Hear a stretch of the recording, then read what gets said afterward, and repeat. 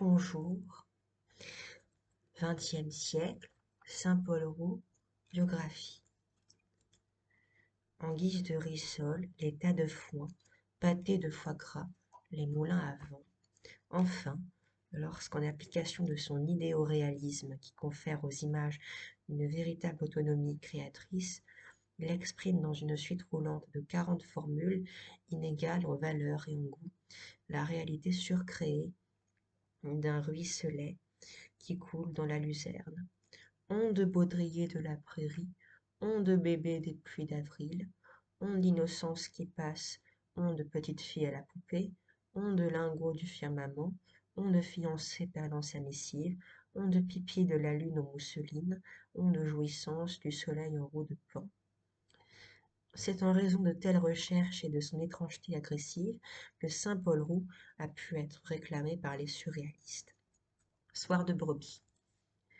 Les trois recueils, parus entre 1893 et 1907 sous le titre général Les reposoirs de la procession, contiennent nombre de poèmes dépouillés d'étrangetés superflues et qui montrent pourquoi, en définitive, cette œuvre doit être considérée comme un chaînon significatif. Égale à une autre réussite, Alouette, la pièce qu'on va lire illustre à l'extrême, dans son parallélisme minutieux, le procédé de la transposition symboliste plus que symbolique de la réalité.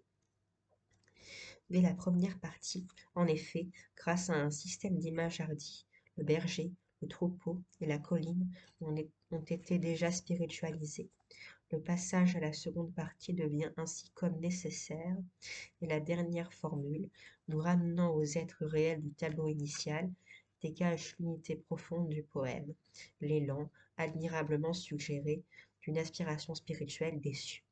La tache de sang des points à l'horizon de ci, la goutte de lait point à l'horizon de là. Homme simple, qui s'éparpille dans la flûte et dont la prudence a la forme d'un chien noir, le pâtre descend l'adolescence du coteau.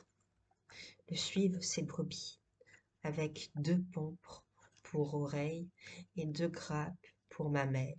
Le suivent ses brebis, ambulante vigne.